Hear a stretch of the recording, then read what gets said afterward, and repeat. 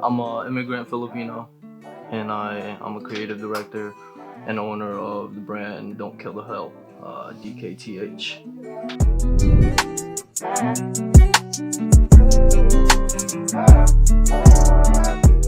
I was always like into fashion and into creating. I used to work for Pacers when we had a store out in Norfolk. We were like 20, 22. That was my creative outlet, just being with Pacers and working as a cohesive team. You know, it was like we'd input ideas and all that and into the designing. And I was like the store manager. And once Pacers ended, we kind of just, everybody just went on their separate ways. It was like, I felt like I lost my creative side. Like I didn't have an outlet for it. So everybody was just saying, start your own brand, man. Start your own brand.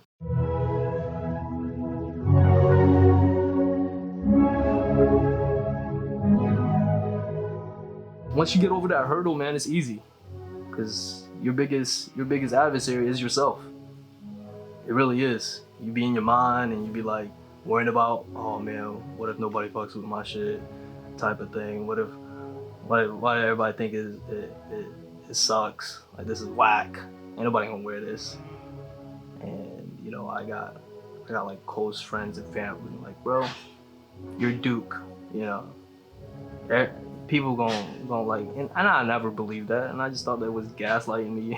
Just like, hyping my head up and whatnot. But there was some truth to it. You know what I'm saying? Like, I've come this far, and people are looking at what I do and all that, but I was just being me. I was just doing what I like to do.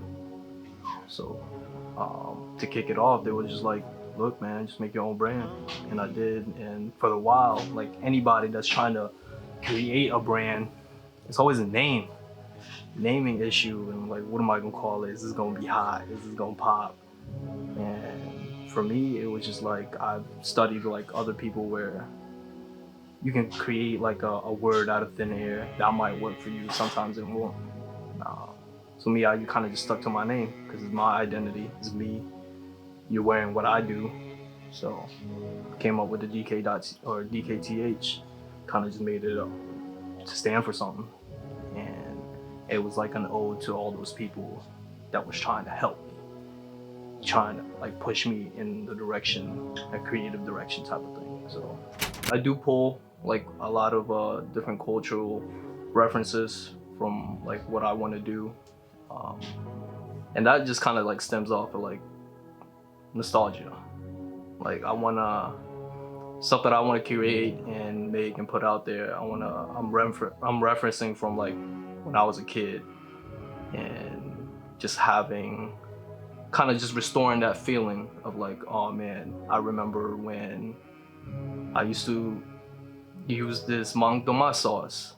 You know what I'm saying? Like my grandma in the Philippines. So it all kind of just stems from like feelings and just feeling that nostalgia, kind of going back in how it was in the good old days type of thing, and kind of just bringing it back to new life and interpreting it a different way so anybody else can digest it or kind of share how I'm feeling. And if I put it out there and you're like, oh man, I recognize that you have your own experience, and you know what I'm saying, and a sense of nostalgia over it. So, and then we share that, and it's just a cool thing. And that's mainly where I get like my identity or creative avenue from.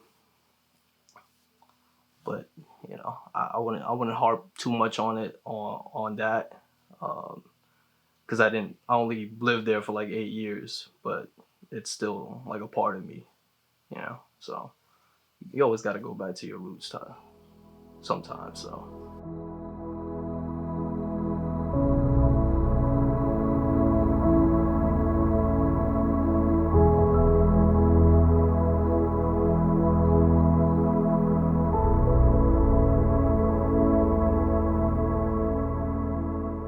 Go by Duke, and this is Ain't For Nothing.